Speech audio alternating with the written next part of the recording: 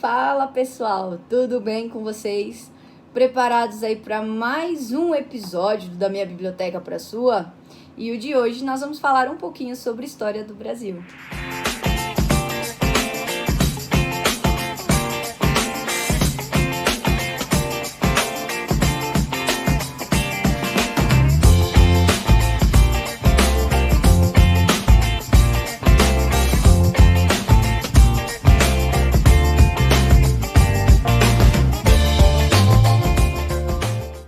O livro escolhido de hoje é um livro muito legal.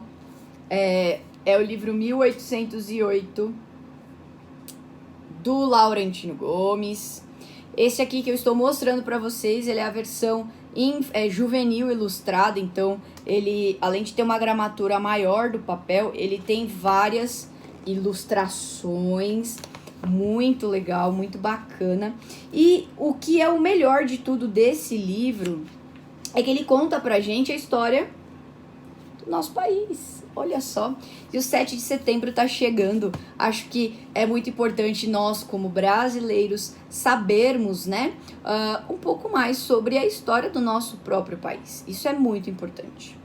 E o livro 1808, do jornalista Laurentino Gomes, como uma rainha louca, um príncipe medroso e uma corte corrupta enganaram Napoleão e mudaram a história de Portugal e do Brasil. Gente, 1808 é um ano histórico, né?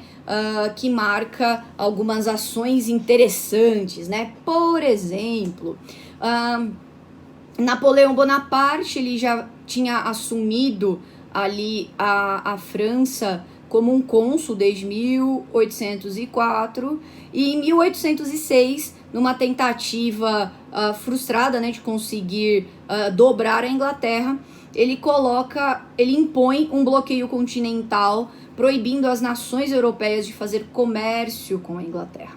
E aí, então, Portugal, que estava ali no meio do muro, não sei se vou ou se fico, na verdade, Portugal ele já vinha há algum tempo cultivando a ideia de que seria interessante trazer para o Brasil a capital do reino. Então ele já se cogitava essa mudança para cá, e ele só não tinha tomado a decisão final.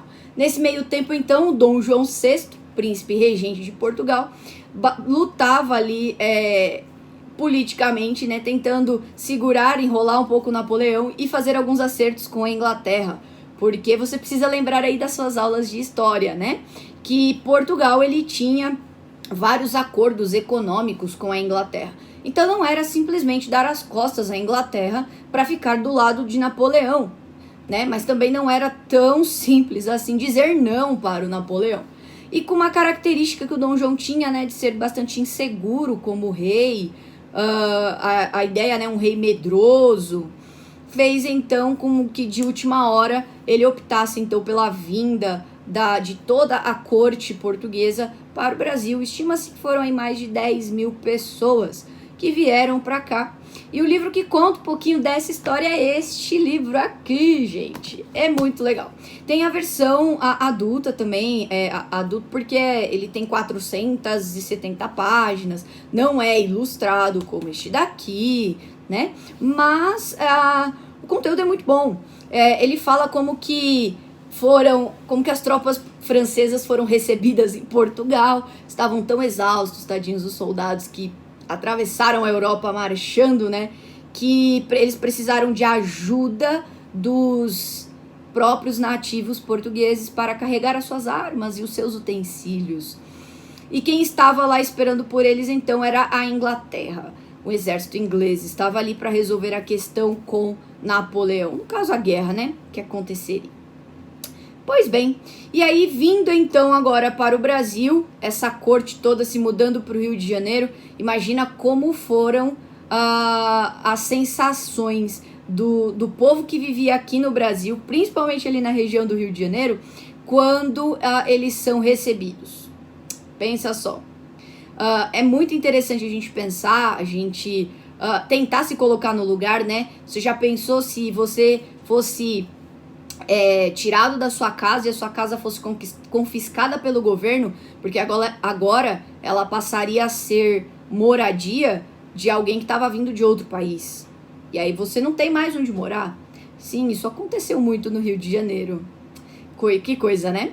Mas fora isso, o Brasil, ele era colônia de Portugal. Então existia aquela coisa do pacto colonial, né?